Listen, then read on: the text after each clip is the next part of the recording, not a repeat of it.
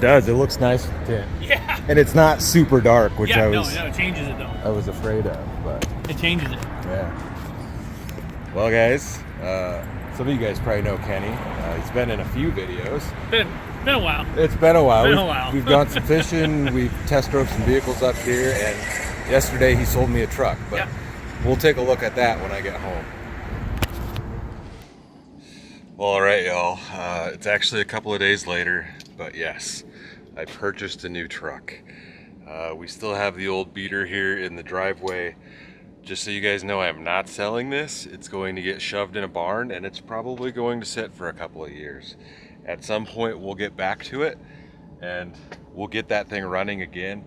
I may rob a couple of parts off of it. I may sell a couple of parts. I don't know. But when this does come back, it will just get bigger and dumber. But I'm sure you guys want to see the truck. So there we go. It's kind of hard to get it all in one shot.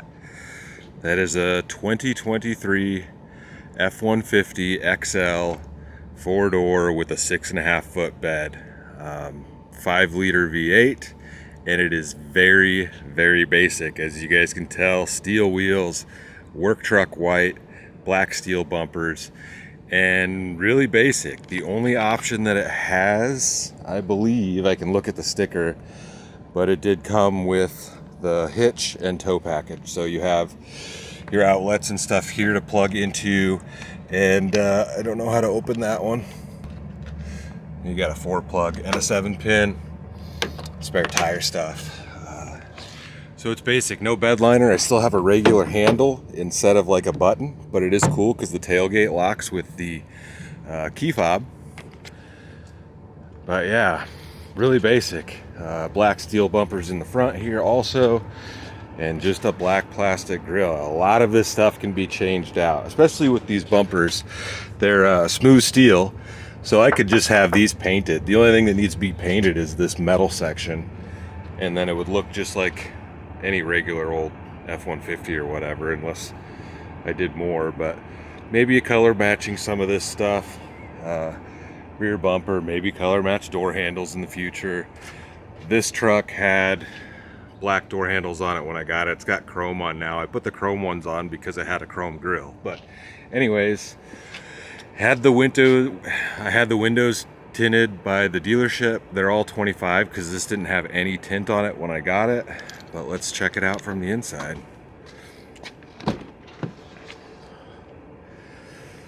There we go. Still, I haven't even rolled the windows down yet. I've had this for, what is today? I've had it for 4 days. Driven it once since I picked it up, but I've just kind of been letting it chill. It's been rainy. I wanted to get this video out though, so we've got a break in the rain today to show this to you guys. Basic interior, cloth, everything. We have, I gotta hit that twice, I guess. Did you hear the tailgate unlock? And then back here, look at this floor. So much room back here.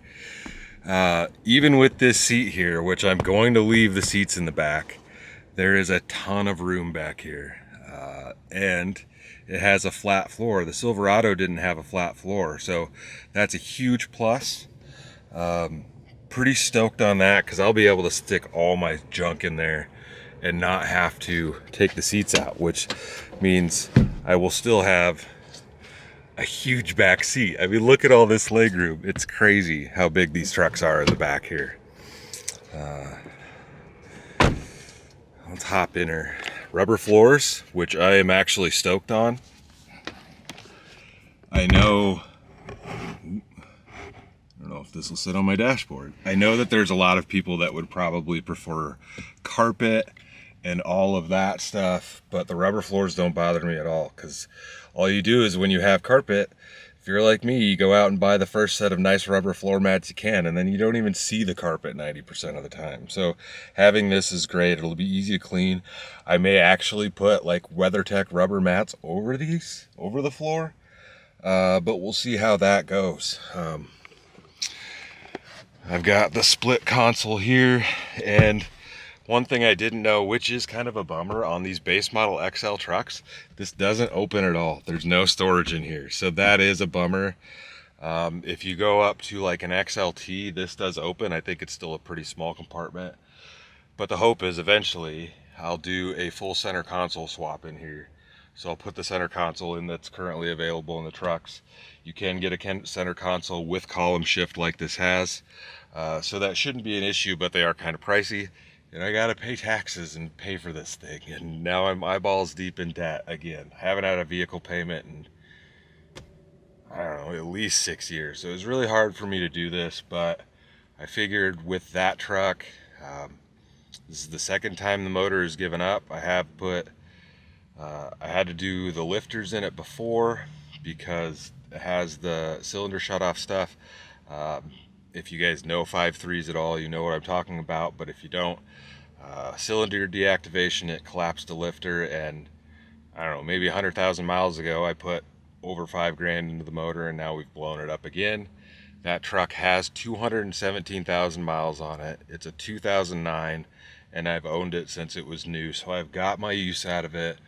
I put a lot of money into it, but if you don't know about that one, also the fender flares, those big fender flares on the back right there are covering holes that I can fist. Big, huge rust holes, and it's starting to rain again. Sweet. And also the rocker panels right there are all plastic, covering giant rust holes that I can stick my fist through. So although it does look fairly nice, it isn't necessarily as nice as it looks. It's kind of crusty underneath. I didn't treat that thing the greatest when I bought it. In fact, the day that I bought it, I believe in Sioux Falls, South Dakota. I drove it back to the farm and immediately sunk it up to the rockers in mud. I almost got it stuck. I ended up getting it out, but like, it was doomed from day one. I'm gonna treat this one a whole lot nicer. I do have some plans for it. It's probably never gonna get lifted as much as that one was, but the reality of it is that has a total of about 6.5 inches of lift on it, and it's got a 35-inch tire that still rubs. You can fit 35s on the stock wheels on these things with like a 2 or 2.5 inch leveling kit.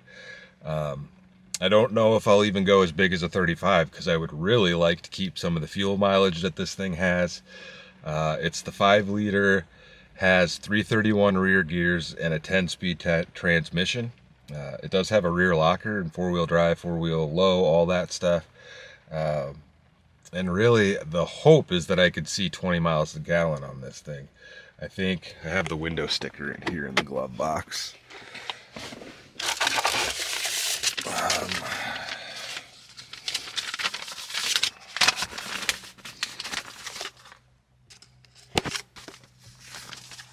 So it's rated 19 average, 17 city, and 22 highway. If I could see 19 on average, that would be great. Also, huge plus side is that I can use cheap gas with this thing. That other truck was tuned, had a big cam put in it, and it was dyno tuned and required 91 octane. Right now, 91 around here is like $5 a gallon. Gas prices have gone back up. So being able to run cheap gas and get better mileage, hopefully even better mileage than the van that's averaging about 18 right now, that would be awesome.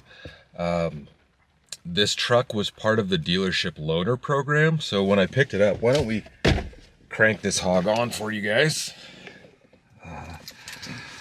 Still has a regular key, which I dig. I don't need none of that push button start junk. And look, 75th anniversary. Oh, why don't we do this for you guys? I waited for the video for that one. But F-150s have been in production for 75 years. Currently has 658.6 miles on it. Let me turn this off so it's not blowing on the camera. There we go. And it had 517, I think, on it when I bought it. So as part of the dealership loaner program, what it does is the dealerships loan these out to be used, but they can only put 500 miles on them, and then they're returned. Oh, you know, whoever's using it at the time or the multiple people that have used it, it has to be returned and then it's sold at 500 miles.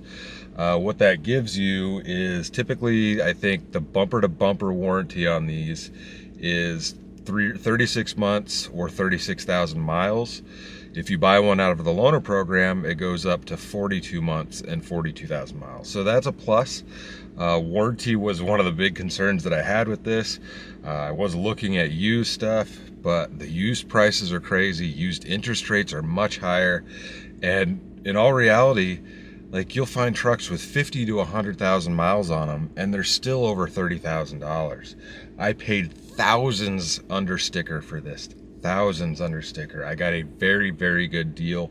I only paid a few thousand more than I paid for that truck in 2009, or I should say February of 2010. That's no 09, but I bought it as a leftover. Once again, I got a decent deal on that one. So I shopped around for this. I found a good deal and I jumped on it. I had originally test drove an extended cab with a 6.5 foot bed, same setup as the Silverado. But I kind of came to my senses and I thought, if I'm gonna actually go spend a bunch of money and do this, I might as well get a 4-door because there's a ton of room. And the wife would prefer if we had a set of back seats that are usable. So here we are. I've got a load on this thing. I am not balling, guys. I just make very poor financial decisions. But at some point, you know this is gonna happen. I could have thrown a few $1,000s at that thing and got it running again. But then everything else on the truck has 217,000 miles on it. And I really need something that's reliable that I can drive anywhere at any time. So that's why I made the choice to finally just do this. And it took me a while and I'm still kind of sick to my stomach about it. But I'm, blessed that I can have this, that I can afford to do this. And I'm pretty stoked to have a new truck again. So, I don't know, it's got more bells and whistles than what I had in the old one. There is the small screen in here. I don't have the full digital dash. That's fine with me, less to go wrong. It does have, I believe this is the 8-inch display. Some of them come with up to like a 12-inch. Let me see if I can change my, there we go. Does that look a little bit better? So it still has a smaller display, which is nice. Turn that down. I haven't really messed with a ton of this yet. It is Android Auto and Apple CarPlay connectable, so I have plugged my phone into that, and then you get your maps and everything on the screen, YouTube music, all that stuff, whatever you want to play. You can set your phone here, but mine barely fits. We've got a couple other things down here, like there's a little tray here that you can set stuff on. You've got a couple of outlets there. I believe that's to like hang a bag on or whatever. A couple more outlets here. I was really hoping that I could find one that had the regular household plug-in, but whatever. Since it is a base model, there's no like cover on this little top glove box. Doesn't really bother me. It is a rubber thing in here that you can remove. You've got your regular glove box there. And then full on big old back seat. Let's see, if you lift this up, there is a little bit of storage under here, so that is nice.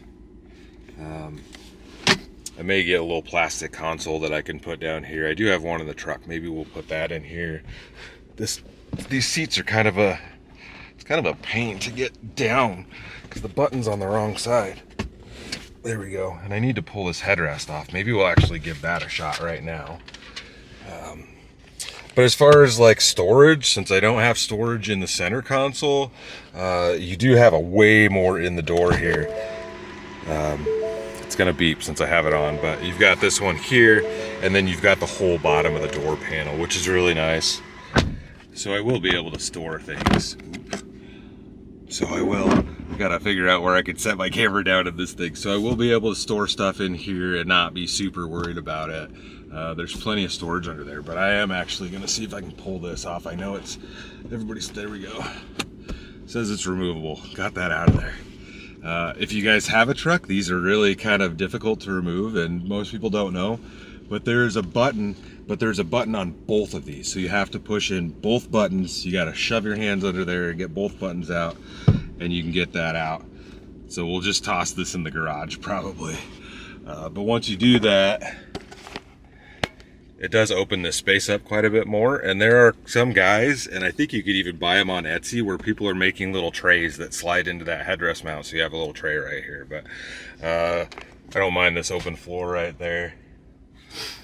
You've got a nice little overhead console with sunglasses holder. I did not have that in the old truck, so that's nice. So pretty stoked on that. Nothing fancy up here. You don't even get a mirror on this side. You do have a mirror on the other side over here. But that's base model life. We are definitely balling on a budget with this one. But you've got so much room in the back. I'm super stoked on that. And let's see, let's shut this guy off. We don't need to sit here and idle. It does have the auto start stop, which you have to push the button if you want to shut that off so it doesn't shut off at stoplights. There is some defeat devices that you can put in to keep that permanently off. So we'll see about that. And I guess one more thing, shut this off. One more thing is check for rear seat occupants. I need to shut that thing off. 21 plus F-150s, so 2021 or newer, the 5.0s also have cylinder deactivation. So if you're cruising, it will drop down to 4 cylinders. I haven't really heard of many issues with it on the Ford like the Chevys used to have. But once it's out of warranty, I'm going to have that shut off via tuning.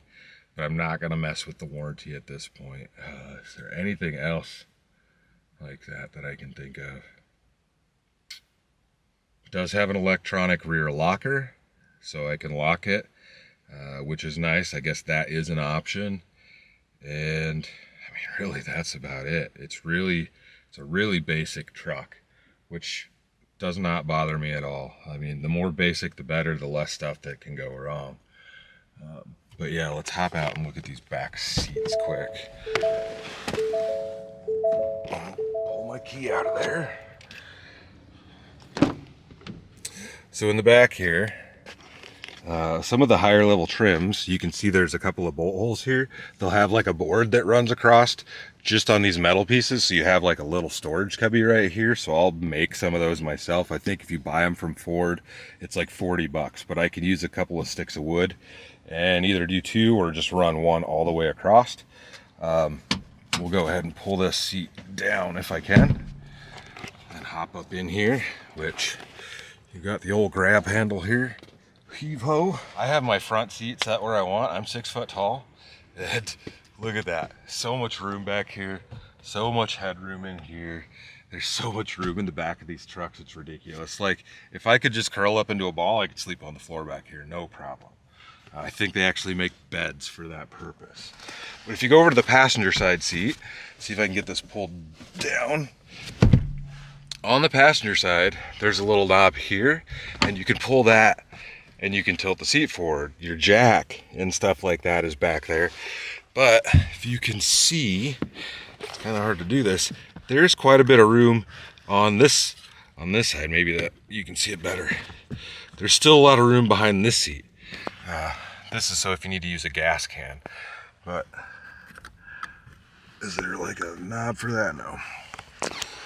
So you have your jack and stuff back there, but this side, there's no pull latch, but it's set up exactly the same. The latch and stuff is the same. And there's a little like $10 kit that you can get so that you can fold this seat down too. And I've watched a few videos and you can stuff quite a bit of stuff back there. So if I needed to put like rain jackets or probably more soft case type of things that I didn't use very often, they can fit behind the seat. So stoked on that, and just overall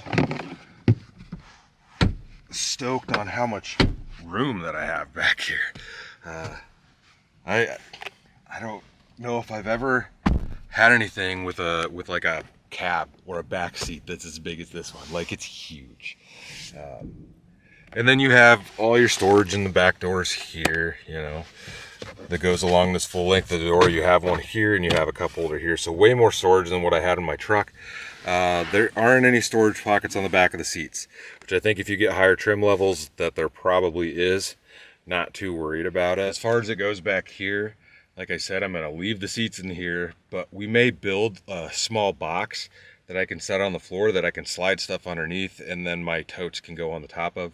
But it needs to be removable in 5 to 10 minutes. You know, it just needs to come right out. Maybe it'll be held in with like some wing nuts to those bottom braces, or something like that. We'll see when I get to that, but for now it's just, I just want to use it. Obviously there's no topper on the back of this, and that's the biggest bummer, is because I need a topper before winter, or I need something back there before winter, and no, the topper off the truck will not fit. So I've been steady searching on Marketplace to see if I can find one. You know, I prefer one exactly like I have, mid-rise, carpeted, all that nonsense. But we'll see what I can find. We'll see what I can do. If we got to build a plywood box for the back of this thing for this winter, then we'll build a plywood box. But we'll see where we can get, see what we can do with all of that. Leveling kit, and then probably wheels and tires, like a 33. That's really all I plan to do on the outside. We'll just see where this all goes. It's going to take a while to accumulate those things because, like I said, I've got a truck payment now, and I still have to tax, title, license, all that, you know, pay the state more money kind of things. But I can't complain because I've got a new truck. So back here you got a couple of cup holders. You've got a couple of more outlets down there. So that is that. Probably won't use these much. Maybe I'll plug something into that, run it forward if I want to. But we'll see how that goes. It's starting to rain again. I was trying to get this done before it started raining. It's been raining all day. Let's get back in the front seat here. So much room. I don't have my wallet on me, otherwise we could probably take it for a spin, but you guys are going to see plenty of this driving. I had a long run with that old truck, and like I said, I'm not selling it, so eventually that'll come back. This thing could tow it. I don't have the number right off the top of my head, but I think it's rated to tow something like 9,000-ish pounds. So it could pull that on a trailer if it needed to. I don't know the payload capacity of the bed off the top of my head, but it's higher than that one was, I can tell you that. I already have the undercoating scheduled, the crown spray, pre-winter, so we're gonna get that done. And we may have some suspension stuff in the works also on the way, but we'll see how that turns out. Don't count your eggs before they hatch, or whatever they say. Don't count your chickens before the eggs hatch. I don't know. But there we go, it's raining again. It's been raining all day. But anyways, what else? So a couple of poverty buttons right here and right here. Right here, if you had a fancy truck, you'd have the handle for trailer backup assist. So if you don't know which way to turn the wheel, you turn a little knob and the brain does it for you. I'd say just learn how to back up a trailer, but hey. And then I don't remember what actually goes over here, but if you look at the higher level trims, there is like some sort of little button right here. And then obviously no center console. I'd love the center console, but that can wait. This will work just fine. It's pouring out here now. Sweet. I got my garage door open. And hopefully in the next video, we might take the boat out. I don't think the motor is going to start, but we can use the trolling motor. And I can easily pull it with this, obviously. The van, I could pull the boat. I wouldn't want to pull it very far, but with the spare tire on the back of the van, I would have to move the trailer, the tongue jack on the trailer back, and there ain't really much room to move it considering all the things that are going on the front of that trailer. But this will be able to pull it easily, so maybe we'll get that out, I guess, if the rain lets up. But other than that, guys, I'm just really stoked to have this thing. I hope you guys are too. I'm sure there's going to be some Chevy fanboys that are like, Ford or whatever. I'm not super brand loyal. I've had a lot of Chevys, but I've owned a lot of other makes also. Man, it's loud out there. I've had Hondas, I've had Toyotas, I've got a Scion now for a car, I've had a Dodge truck, but this is the first Ford that I've owned, so I'm pretty stoked on that. These Coyote motors have gotten a decent reputation. This thing makes 400 horsepower and 410 foot-pounds of torque. So I'm stoked on that too, because even with the big KM in that truck, didn't make that much power. So it feels really good with the 10-speed transmission. And hopefully none of that really gives me issues, but I do have a good solid warranty, so hopefully that's, yeah, fingers crossed, all that stuff. But Yeah, I'm just stoked to have this truck. I don't know really what to say about it. Like, kind of thought I was gonna throw up after I bought it. You know, everybody always has a little bit of buyer's remorse with this stuff. And, you know, I can't say that I didn't, because debt sucks, but I can't afford to pay cash for a new truck, so we'll see. But, yeah, I hope you guys are as excited as I am. New build, new stuff, you know, I'm excited for a new build. Once we figure out a topper or whatever from the back, I've kind of got an idea in my head as far as the build, the sleeping build and stuff like that. And it'll be a little bit different than what we had in the old setup, but first we have to figure out a topper for the back. So Lear, if you're watching, I could use a new topper. But yeah, super stoked. So much room in here. It's so much more comfortable to drive around in. Definitely has a larger turning radius because it is a longer truck.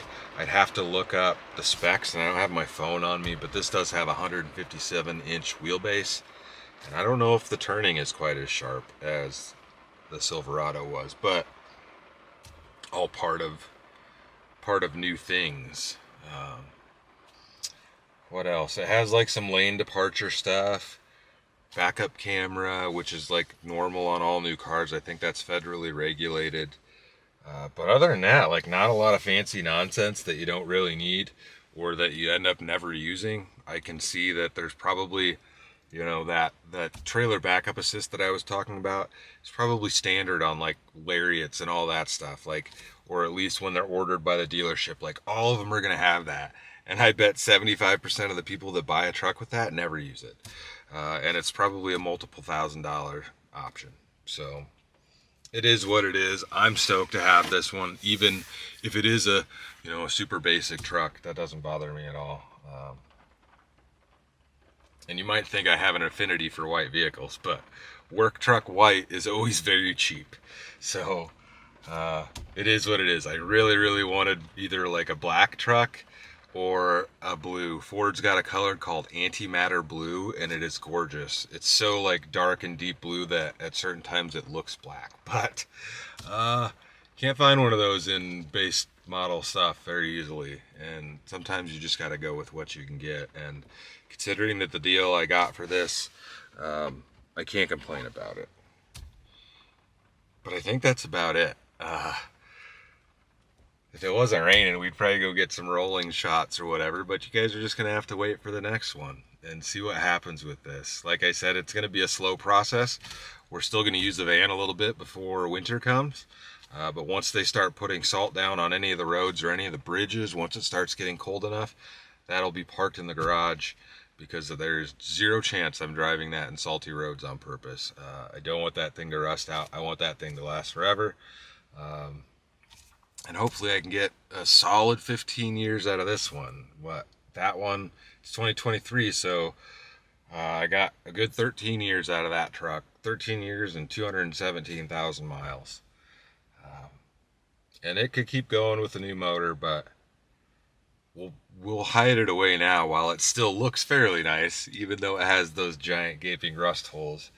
We'll hide it away now, and we can revisit that one in the future. And like I said, it'll just get bigger and dumber and more powerful. And it'll be nice that doesn't have to be something that's daily driven or necessarily reliable.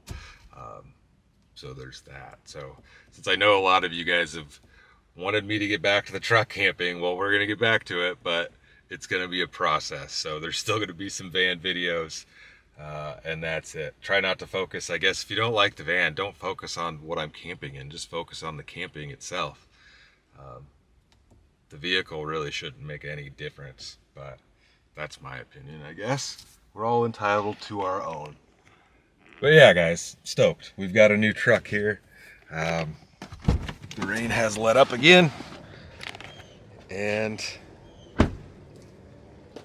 I'm just really excited to have this. You need to turn down that exposure, boy. Wrong direction. Everything's white.